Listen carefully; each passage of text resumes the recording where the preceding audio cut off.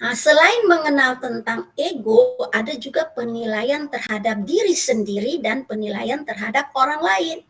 Kan Anda masih ingat ada 4 bidang kan di PPT saya, ya kan? Menilai diri sendiri dan orang lain itu saya oke, tetapi juga saya tidak oke. Ada orang lain oke, ada orang lain tidak oke, sehingga tercipta yang saya tidak oke, orang lain oke. Ya, saya dan orang lain tidak oke. Ya, saya oke, orang lain tidak. Tapi yang keempat, saya oke dan orang lain oke. Kalau kita punya bidang I'm okay, you are okay, tentu kita akan nyaman dalam berkomunikasi. Tapi kalau kita bilang saya oke, orang lain tidak, berarti kita itu kepingin yang selalu didahulukan. Kita kepingin yang paling menonjol. Kita pingin selalu yang pertama, ya, karena kita menganggap bahwa kita yang paling oke, orang lain tidak, ya. Baik, kemudian kalau pengenalan terhadap diri sendiri dan orang lain, kemudian mengenal tentang kepribadian atau perilaku atau sikap atau ego, baru bisa kita belajar tentang transaksi. Karena transaksi adalah pertukaran apa? Ego. Transaksi adalah penilaian terhadap diri sendiri dan orang lain. Ada berapa transaksi yang sudah Anda pelajari, Imelda? Ada 3. Baik, betul. Apa aja? Ada yang paralel, ada yang close, sama yang ulterior. Ya, ada yang paralel itu berkomunikasi dengan ego yang sama. Tapi kita kadang-kadang juga belum tentu punya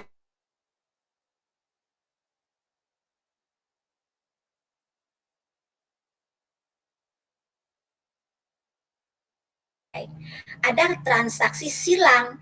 Penjelasan dari transaksi silang itu mendapatkan respon yang tidak diharapkan, ya, dan biasanya mengakibatkan konflik. Nah, lalu yang ketiga, transaksi apa? Ulterior atau hidden. Transaksi yang samar-samar atau tersembunyi. Ini ada 2 tingkatan. Semoga Anda masih ingat. Tingkat pertama itu garisnya kan tebal. Secara terus terang bisa diterima. Tapi sebenarnya itu bukan tujuan. Yang tidak diungkapkan garisnya terputus-putus. Jadi yang dipendam, yang hidden. Nah, itulah yang menjadi tujuan dia berkomunikasi. Nah, kemarin saya jelaskan ulterior ini kan tidak sehat. Lebih baik Anda mengungkapkan atau tidak sama sekali. Tetapi kita bisa menggunakan dalam kondisi tertentu sebagai apa? Membina hubungan awal atau jembatan komunikasi. Tapi basa-basinya jangan terlalu lama. Tujuan Anda berkomunikasi langsung Anda harus kemukakan. Soal diterima atau tidak itu soal yang kedua. Itu resiko. Ya, apakah kita open minded atau tidak. Ya, nanti hubungan antara antara ego ini bisa kita kaitkan dengan verbal dan non-verbal. Kemarin sudah saya kasih contoh lewat tabel. Kata-kata itu verbal, gaya non-verbal. Apa yang biasanya dilakukan oleh orang PES, AIS, dan CES. Nah, ya itu kan sudah digambarkan di situ. Baik, hari ini kita lanjutkan dari konsep yang kedua dari interpersonal, yaitu Anda bisa lihat di slide yang saya kirim di PPT, pendekatan Johari Window, ya, atau jendela Johari. Nah, suatu konsep tentang pengenalan diri pribadi dan mengenal orang lain. Kenapa ini penting? Iya, dalam hubungan interpersonal, bagaimana Anda mau menciptakan good relationship? Anda sendiri tidak mengenal siapa Anda dan tidak mengenal siapa teman Anda. Memang dalam good relationship itu kalau kita baru pertama kali kan kita sulit untuk menilai orang. Tapi kalau kita sudah rutinitas dalam kerjaan kita sehari-hari, dalam perkuliahan kita sehari-hari, dalam pekerjaan kita sehari-hari kan sudah lama kita berkenalan. Nah, Anda paling tidak ada gambaran tentang siapa teman saya dan siapa saya. Nah, dalam konsep Johari Window ini penting. mengenal diri dan mengenal orang lain. Nah, suatu hubungan antar pribadi yang tidak memiliki masalah, kalau hubungan kita itu enjoy, nggak ada masalah, maka tentu akan tercipta komunikasi yang berkualitas atau yang memuaskan atau yang inton kalau kita nggak bermasalah. Kita enjoy karena nanti dampaknya kepada produktivitas. Tetapi komunikasi akan mengalami masalah atau kesulitan apabila ada pihak yang merasa tidak aman atau tidak bahagia dalam sebuah hubungan interpersonal. Itu problemnya. Ya, nah, untuk sukses berkomunikasi sehingga kita tidak ada masalah yang berkepanjangan, maka kita perlu memahami diri sendiri dan juga memahami orang lain, agar kita dapat menyesuaikan cara berkomunikasi. Anda masih ingat 7 strategi yang saya jelaskan di TA? 1, ya kan? Kenalilah dan kita sesuaikan, bukan orang yang menyesuaikan dengan kita. Kitalah yang harus menyesuaikan. Ya kan? Nah, kemudian kita lanjutkan, nah, dalam hubungan dengan pengenalan diri ini, diri sendiri dan diri orang lain, maka Joseph Luft dan Harry Ingham membuat suatu model tentang manusia yang disebut dengan Johari Window atau jendela Johari. Jadi Johari itu bukan nama Indonesia, sebenarnya kependekan dari nama Joseph dan Hari. Jadi Johari itu Joseph dan Hari. Mereka membuat teori mereka, model mereka, konsep mereka namanya jendela Johari. Nah, jadi jendela itu adalah gambaran kepribadian manusia. Ya, nanti saya jelaskan selanjutnya bahwa di jendela itu terdapat 4 bidang yang mereka kaji tentang manusia. Ya, manusia itu dia gambarkan sebagai sebuah jendela, di mana jendela itu ada 4 bidang. Mungkin nanti peneliti berikutnya mengatakan bahwa jendela itu bukan 4 bidang aja, ada 6 bidang, terserah. Tapi sampai sekarang belum terbantahkan apa yang digambarkan oleh Johari itu. Nah, semua orang memiliki 4 bidang jendela itu dalam dirinya, tentu dengan ukuran-ukuran yang berbeda, ukuran jendela yang berbeda. Nah, nanti saya jelaskan. Ya, yang penting menurut Johari, window atau kepribadian manusia itu terdiri dari 4 bidang. Apa aja bidang atau ukuran dalam diri manusia? Anda lihat slide berikutnya. Ya, yang pertama itu public area atau public arena. Perhatikan baik-baik. Terbentuk dari variabel saya tahu dan orang lain juga tahu. Misalnya umur, jenis kelamin, alamat, pendidikan, dan lain-lain. Itu secara umum walaupun ya mendekati lah, tapi orang sudah tahu tentang ciri-ciri kita. Tetapi ada orang yang belum tahu, yaitu perasaan, pikiran, ide kita kasih tahu sehingga mereka tahu. Ya, jadi bidang public area atau public arena ini terbentuk dari variabel saya tahu dan orang lain tahu. Kalau orang lain tidak tahu, saya kasih tahu. Apa maunya saya, apa ide saya, apa keinginan saya. Itu disebut dengan bidang public area atau public arena. Yang kedua, hidden atau viset, yang terbentuk dari variabel saya tahu, tetapi orang lain tidak tahu. Ini sengaja kita lakukan untuk menutupi sesuatu dari kita terhadap orang lain. Hal tersebut bisa membuat kita malu atau terancam, atau kita jadikan sebagai rahasia. Kita keep untuk diri kita sendiri. Misalnya sikap negatif atau rencana-rencana negatif atau niat-niat yang negatif atau perasaan jealous, perasaan iri, yang lain-lain terhadap sesama. Itu dari aspek negatif. Aspek positif ada.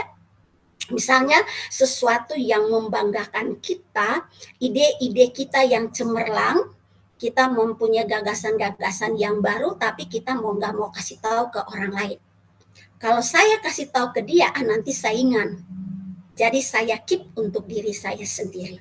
Jadi saya tahu tetapi orang lain tidak tahu. Di public area dan hidden itu ada konsep diri. Perhatikan baik-baik. Di public area dan hidden atau viset ada konsep diri, artinya saya tahu. Cuma bedanya kalau di public dia kasih tahu ke orang dan orang lain tahu. Kalau di hidden dia tidak kasih tahu ke orang.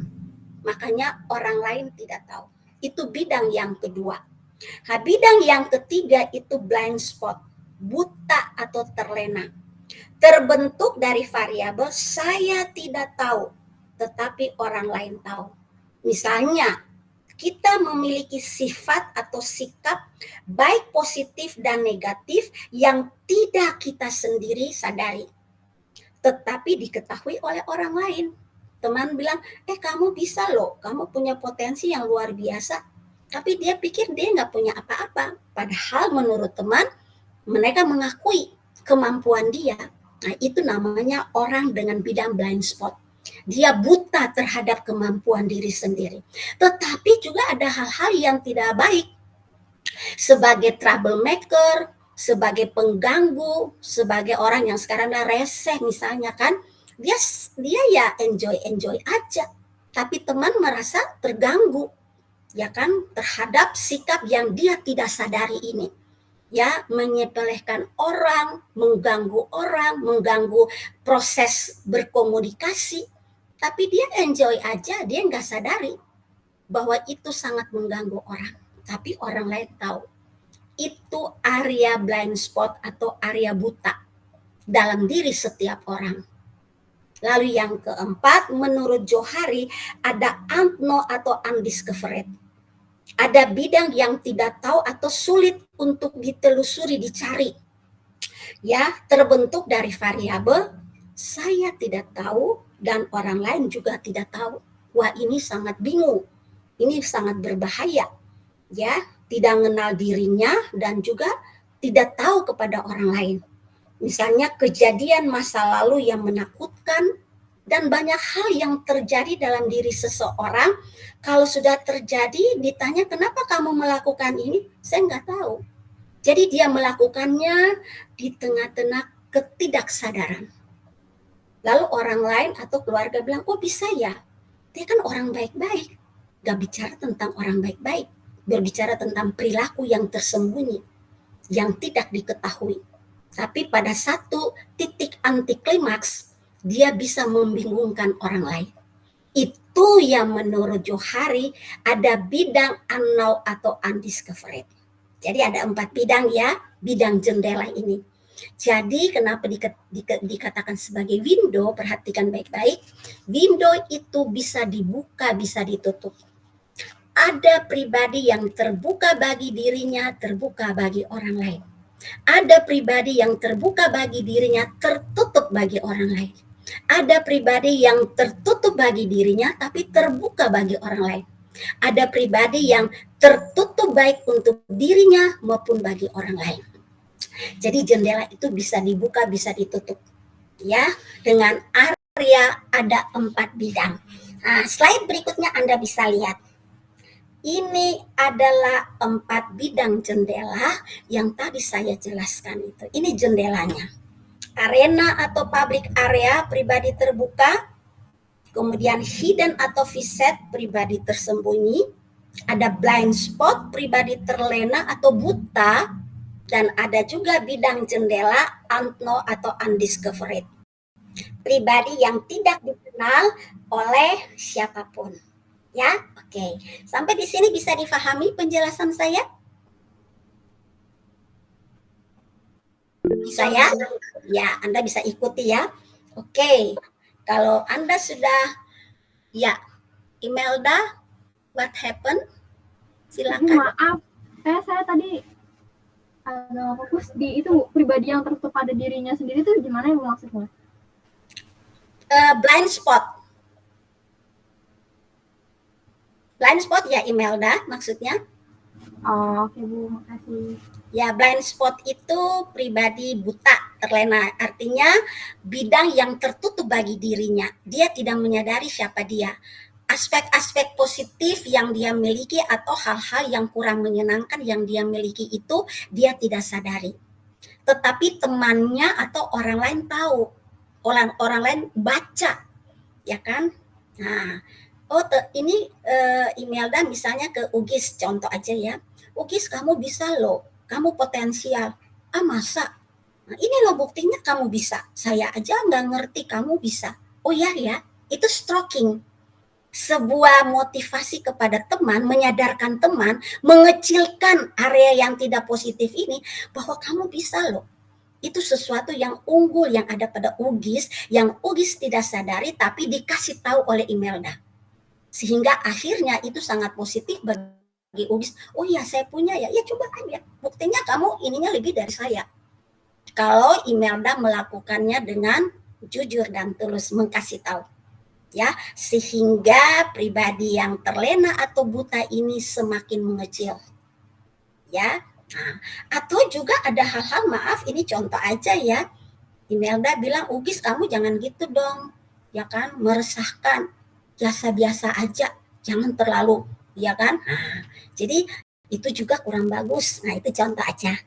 Dinasihati supaya Ugis itu ngerti bahwa yang Ugis lakukan itu ada agak keliru, ya kan? Nah, jadi kepribadian yang kita miliki yang tidak kita sadari, baik positif maupun negatif, ya, itu pribadi blind spot. Jadi kalau kita berteman itu bagus ya. Ada hal-hal yang kurang dari kita itu akan jujur dan tulus dikasih tahu oleh teman. Dan itu in tone, itu berkualitas. Jangan kita tutupi dari teman. Ya, kita harus mengecilkan blind spot ini. Karena blind spot ini juga kurang bagus dalam berkomunikasi. Nah, setelah kita tahu mengenal tentang 4 bidang jendela dalam diri setiap manusia, kita bisa lihat bagaimana mengefektifkan komunikasi yang benar. Ya, Anda lihat di slide berikutnya, untuk mengefektifkan komunikasi sehingga bidang-bidang pada jendela akan produktif, maka kita bisa menggunakan 2 variabel atau 2 sumbu. Nah, variabel yang pertama adalah exposure. Mengutarakan gagasan, pemikiran, perasaan, ide, dan lain-lain kepada orang lain agar orang lain mengetahui tentang kita. Jadi kita mengekspos, namanya expose ya. Jadi ini loh yang saya mau, saya kasih tahu. Nah, lalu yang berikut ada variabel atau sumbu feedback. Mencari reaksi atau pendapat atau masukan dari orang lain tentang sikap kita yang tidak kita sadari, tetapi diketahui oleh orang lain. Ya, jadi kasih tahu dong, minta masukan. Udah benar belum? Apa sih yang keliru dari saya? Nah, jadi bukan saja kita expose, tapi juga kita minta feedback dari orang lain. Ini penting 2 variabel ini. Supaya kita mampu mengefektifkan bidang-bidang yang produktif dan mengecilkan bidang-bidang yang tidak produktif dalam komunikasi antar pribadi. Kemudian catatan di bawah, bila kita terus-menerus mengekspos dan mencari feedback secara konsisten, maka keadaannya akan mengurangi daerah-daerah yang tidak produktif, misalnya hidden atau viset, blind spot, dan undiscovered atau unknown. Sehingga arena atau public area dalam johari kita akan terlihat luas. Ya, nah dari penjelasan ini Anda bisa lihat di gambar slide berikutnya. Ya, gambar slide berikutnya, bidang yang produktif dari keempat bidang jendela, inilah bidang yang produktif.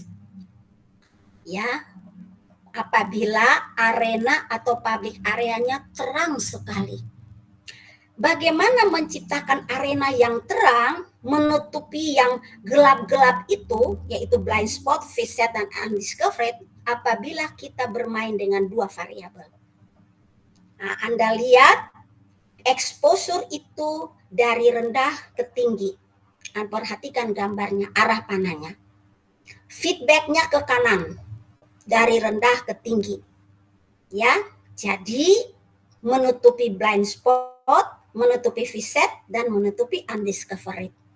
Apabila Anda secara konsisten melakukan exposure dan feedback, sehingga di dalam berkomunikasi arena kita terang. Bukan berarti nggak ada blind spot, ada tapi kecil. Yang produktif ini kecil karena sudah ditutup oleh yang terang. Viset itu ada tapi kecil karena sudah ditutup oleh terang dan juga undiscovered. Ada sisi-sisi yang tidak produktif, yang gelap ini ada, ya, tetapi dia kecil. Lebih banyak adalah bidang produktif yang sangat terang, yaitu arena atau publik. Nah, dari gambar ini Anda bisa pahami bahwa dalam konsep Johari window atau jendela Johari, seringkali kita harus melakukan secara konsisten exposure dan feedback.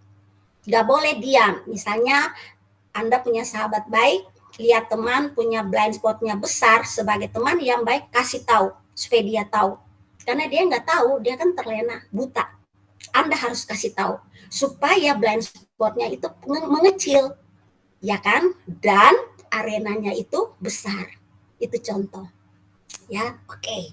Setelah Anda lihat bidang produktif dari jendela Johari, sekarang dikaitkan dengan tipe manusia. Menurut Johari, ada 4 tipe manusia. Pertama, tipe loner atau tipe penyendiri. Nanti kita lihat bidangnya seperti apa orang-orang loner. Ya, orang-orang loner ini tertutup, tidak berani berisiko, ide dan konsep dirinya terbatas, sehingga orang lain tidak mengenalnya. Artinya dia mau kasih tahu ke orang itu enggak, terbatas sekali, tertentu, bahkan mungkin untuk orang yang dia percaya atau dia nggak percaya sama sekali. Itu orang loner. Dia juga tipe orang yang kurang percaya diri sendiri dan tidak percaya orang lain. Kalau dia sebagai karyawan atau sebagai manajer, berorientasi hanya pada tugas, aturan-aturan yang baku, yang normatif aja, dan tidak fleksibel, ya, tidak menyesuaikan diri, dan kesannya adalah otoriter dan mencari aman. Ini tipe orang penyendiri atau loner. Bagaimana bidang arenanya? Anda bisa lihat. Ya, Uswatun bisa menjelaskan jendela dari orang tipe loner, bidang jendela dari orang tipe loner. Silakan Uswatun.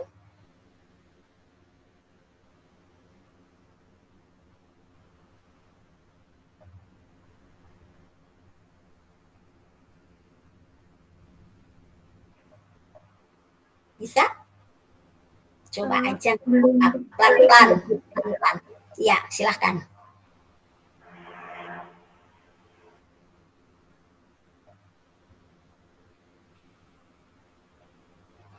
Bagaimana, Swatun? Bisa lihat dari arah panahnya dengan 2 variabel? Tentu variabel exposure dan variabel feedbacknya terbatas, ya kan? Nah, terbatas dalam kata lain, dia kurang melakukan exposure dan dia kurang melakukan feedback. Akibat dengan orang yang kurang melakukan exposure dan feedback, sisi terang arenanya kecil dan sisi gelapnya besar. Oke, Anda semua bisa paham?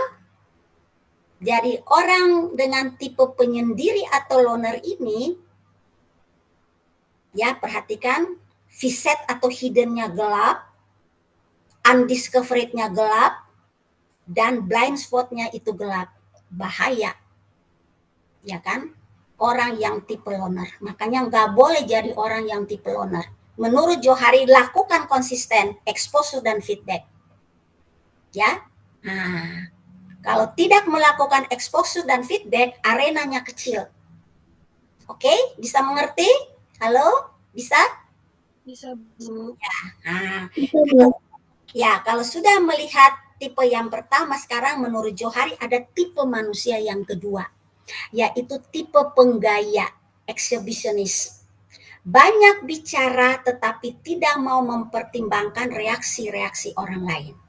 Percaya dirinya berlebihan, cenderung otoriter, tidak sensitif terhadap orang lain, dan menimbulkan konflik.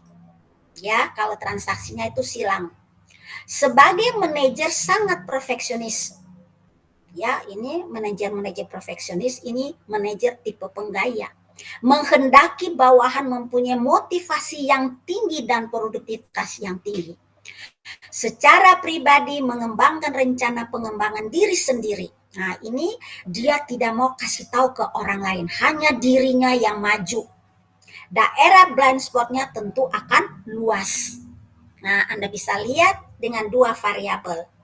Tipe penggaya itu hanya kasih exposure aja, kasih instruksi, kasih macam-macam aja, kasih maunya, kasih pendapatnya.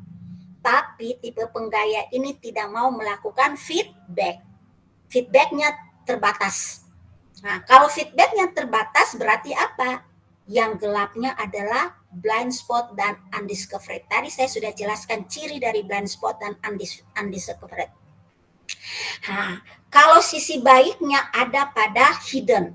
Hiddennya kecil karena dia kasih tahu. Sama dengan ya arena, tetapi gelapnya ada di blind spot dan undiscovered. Ya, ini tipe penggaya yang hanya mau mengekspos tetapi tidak mau menerima masukan atau feedback. Ya, itu tipe yang kedua. Nah, tipe yang ketiga adalah detektif atau gamesman. Pinter mencari informasi dari orang lain. Sehingga blind spotnya kecil, ya.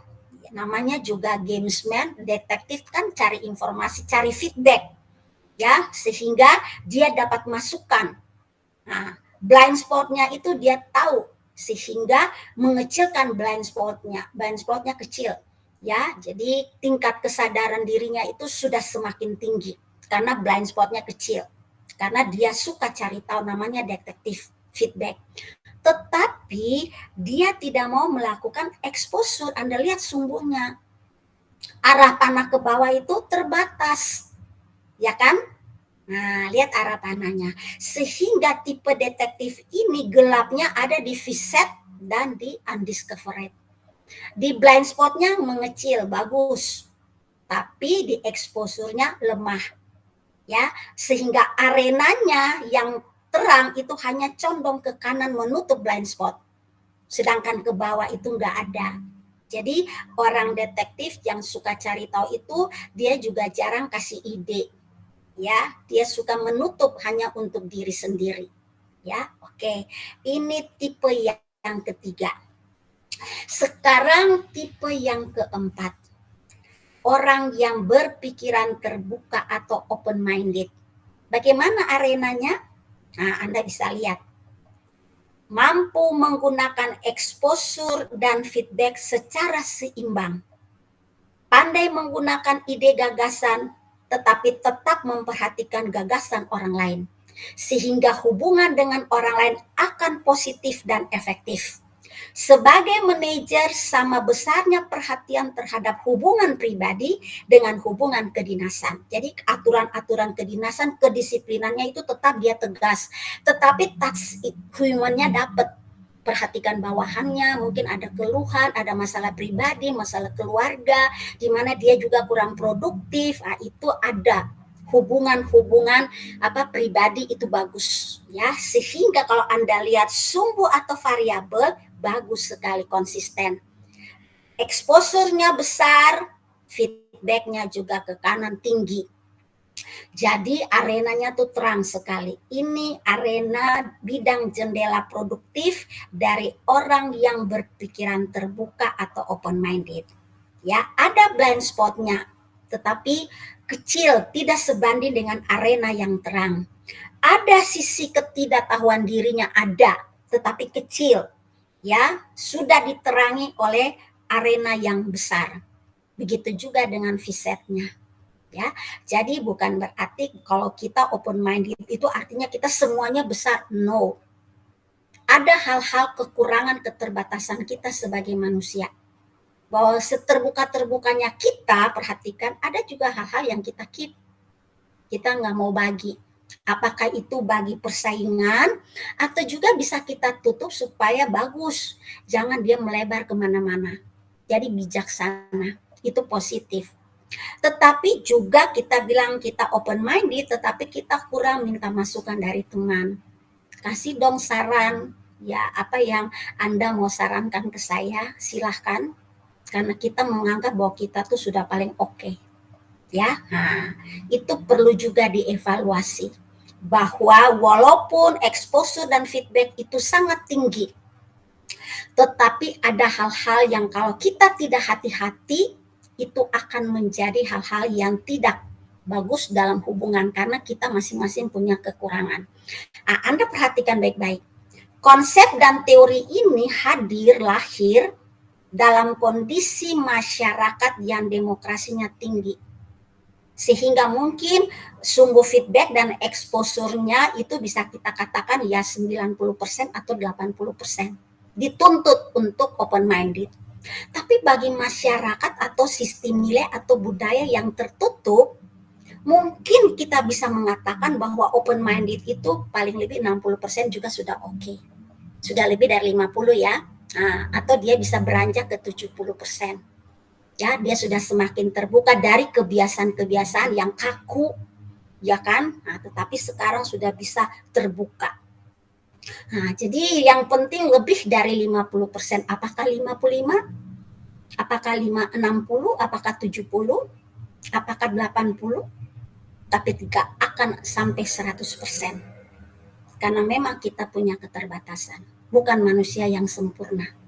Ya, feedback dan exposure itu bisa pada titik yang maksimal, ya kan? Tetapi di balik titik yang maksimal yang positif ada hal-hal di mana kita juga punya kekurangan yang dari hari ke hari akan diperbaiki, baik oleh diri kita, baik pula oleh pendapat dari orang lain, masukan-masukan dari orang lain untuk memperbaiki perilaku, sikap, ya, dari kehidupan kita yang tidak pas di dalam berkomunikasi dengan orang lain, ya.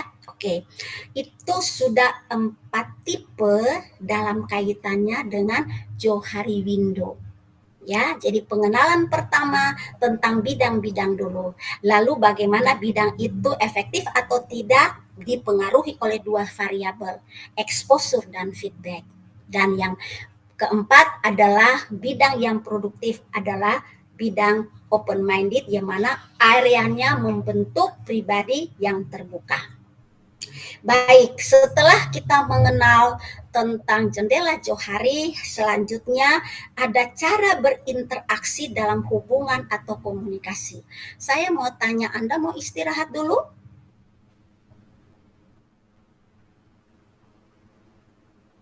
Mana feedbacknya? Jangan diam, ya. Nah, ini Anda mau belajar nih interpersonal ini. Praktek interpersonal. Mau istirahat atau mau lanjut? Dilanjut saja Bu hingga selesai. Dilanjut aja ya. Oke, jadi kita semua setuju untuk dilanjutkan. Baik. Nah, untuk 3 cara berinteraksi dalam hubungan komunikasi interpersonal, yang pertama itu ada karakter submisif. Ini tipe orang yang patuh dan mengabaikan kepentingannya, tidak berani. Kalau egonya itu adalah ego child yang penurut, ya, tidak mengekspresikan kebutuhan, ide, gagasan, perasaannya, dan juga tidak memperhatikan kepentingan baik dirinya maupun orang lain, bahkan sampai orang lain mengambil hak-haknya. Dia nggak berani. Dia menghindari situasi yang tidak menyenangkan seperti konflik. Memang semua orang nggak mau konflik, tetapi misalnya ada hal-hal di mana terjadi sebuah pembahasan, itu dia tidak mau hadir di situ karena dia nggak mau repot, maunya nyaman aja, ya. Nah, menghindari resiko dan secara emosional ini tipe orang yang tidak jujur dan tidak menghargai dirinya sendiri. Kadang-kadang juga dia kecewa, ya, tapi secara perilakunya itu dia tidak bisa keluar dari kondisi seperti itu. Itu yang dikatakan sebagai submisif. Yang kedua adalah agresif. Ini kebalikan dari submisif. Ini menguasai hak-hak orang lain. Mengekspresikan gagasan, ide, perasaannya dengan terus terang. Tapi dengan cara mendominasi. Terus terangnya itu sudah bagus, tetapi dia mendominasi orang, menguasai orang. Ya, yang dipentingkan adalah tujuan dan kepentingannya tanpa melihat kepentingan orang lain. Akibatnya dia akan dijauhi dan akan menjadi frustrasi. Nah, kita memang juga perlu orang-orang agresif karena pada kenyataan orang-orang agresif itu pengambil inisiatif, itu sudah bagus. Cuma harus dibenahi. Karena orang-orang agresif dalam jangka panjang dia tidak akan punya teman. Ya, orang akan menjauhi dia. Mungkin temannya sekedar aja. Karena selalu menguasai teman. Dia lebih cocok bergaul dengan orang submisif karena orang submisif kan nurut. Nah, kalau lebih dan bukan orang submisif dia gak bakalan akan nyambung. Karena memang dia punya kualitas tapi satu sisi dia menguasai orang. Jadi I'm okay, you are not okay. Ya, nah, lalu yang ketiga itu adalah sikap asertif.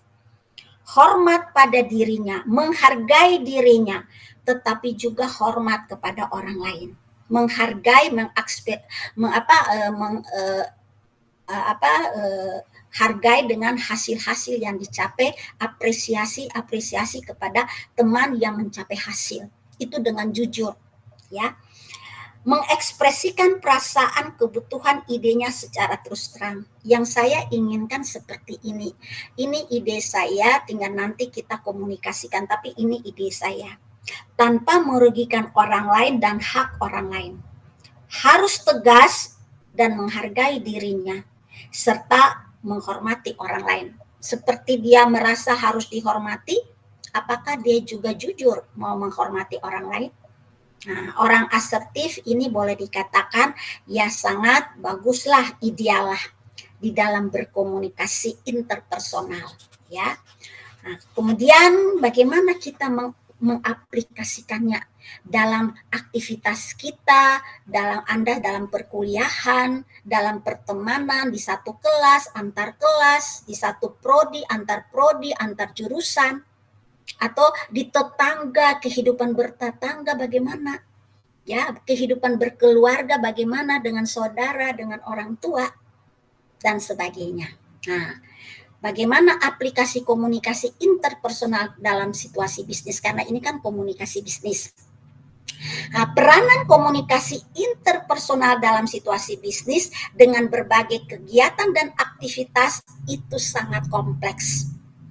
Kegiatan-kegiatan bisnis itu sangat-sangat kompleks, penuh dengan persaingan, penuh dengan ide-ide yang berlian, bagaimana mencapai target, bagaimana bisa mencapai laba, itu aktivitas bisnis.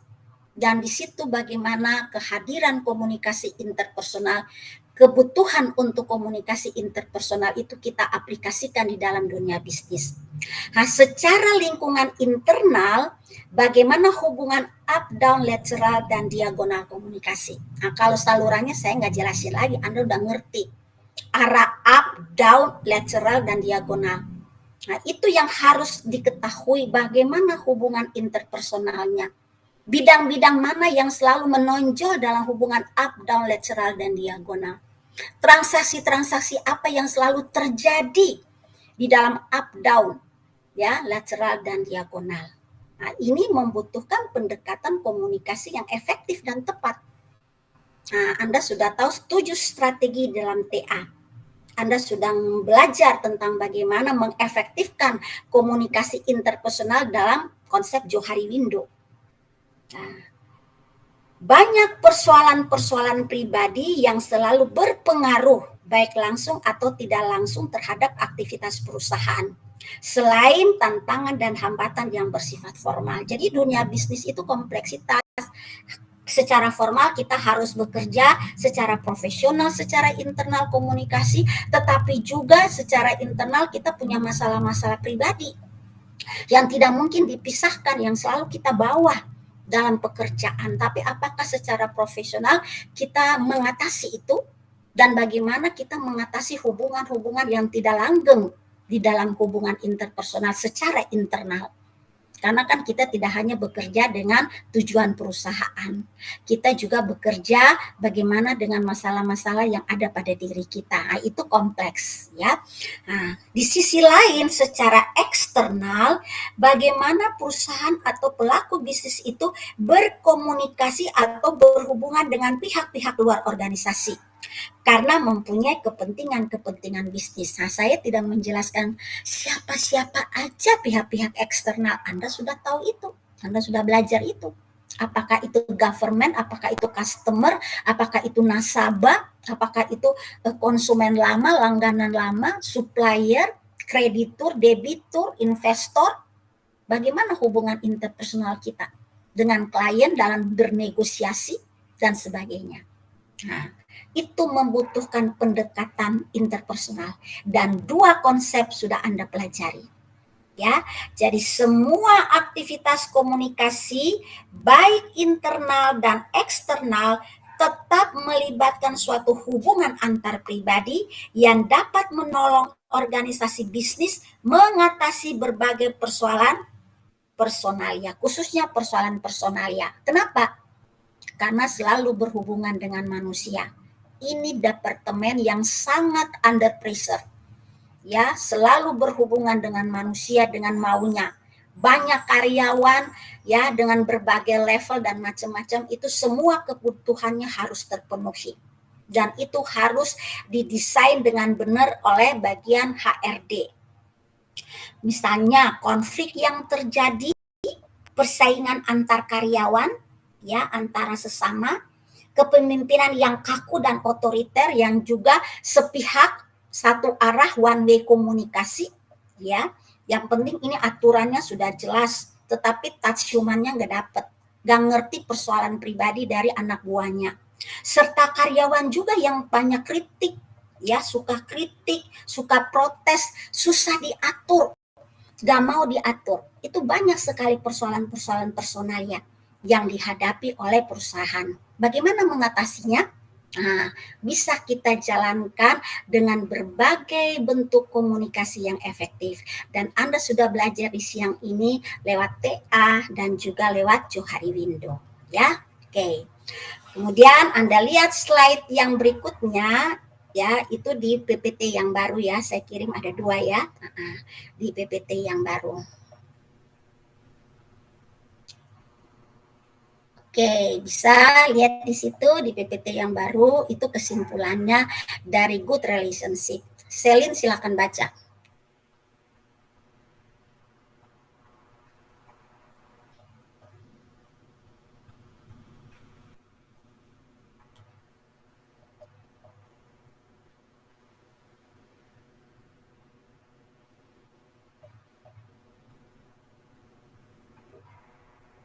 Maaf, Selen kayaknya nggak ada suaranya.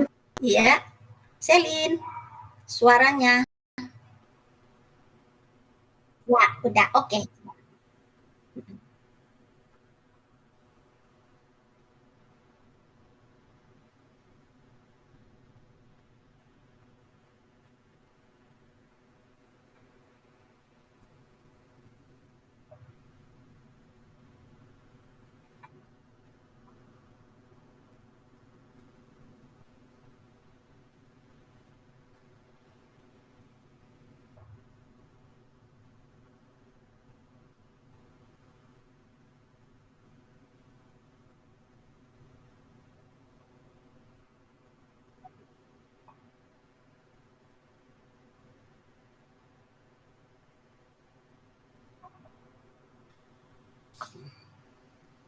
Terus lanjut, masih.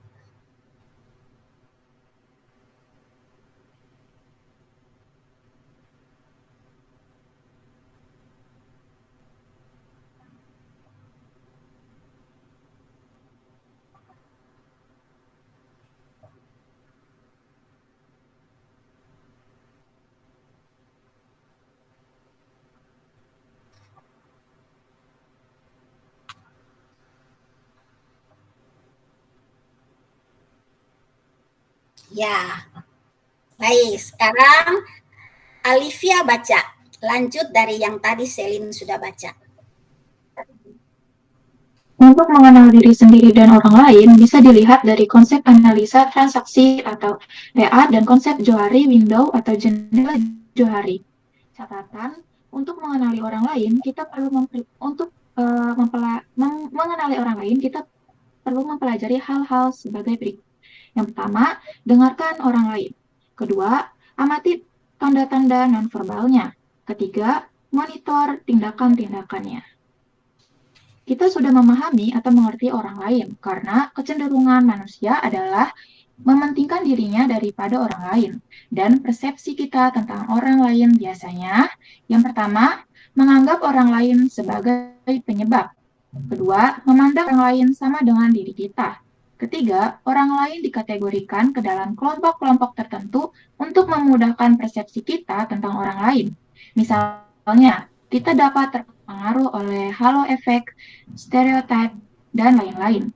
Dalam berkomunikasi, kita ingin orang lain mendengarkan kita dengan baik dan pesan yang disampaikan dapat diterima dengan benar. Untuk itu, kita harus menyampaikan pesan yang bersifat asertif. Ya, oke, baik. Jadi hambatan itu kita menganggap orang lain itu penyebab, tapi kita tidak menyadari bahwa mungkin saja kita adalah penyebabnya. Tapi karena kita membenarkan diri, kita selalu menyalahkan orang lain. Memandang orang lain sama dengan diri kita, standar kita, ya kan? Dia harus seperti saya, ya. Atau juga kita kategorikan orang dalam kategori kelompok tertentu, bisa saja halo efek atau stereotip. Itu berbahaya.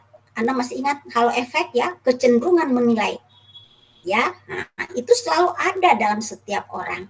Nah, itu perlu kita minimalkan sehingga kita akan asertif di dalam bagaimana menilai diri sendiri dan menilai orang lain.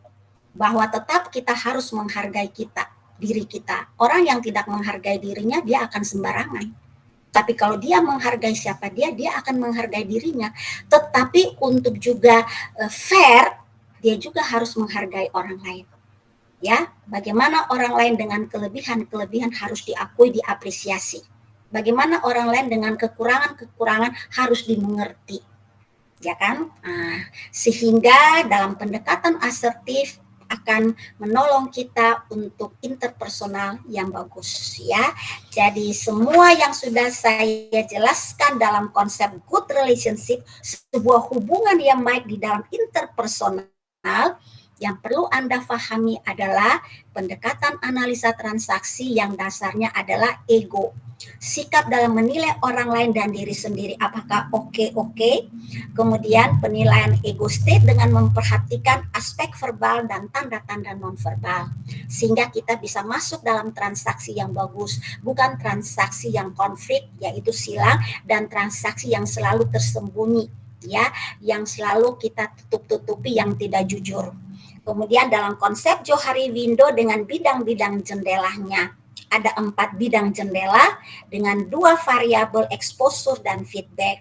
Dan bagaimana tipe manusia dalam konsep Johari window. Yang kita inginkan adalah semoga kita bisa open minded.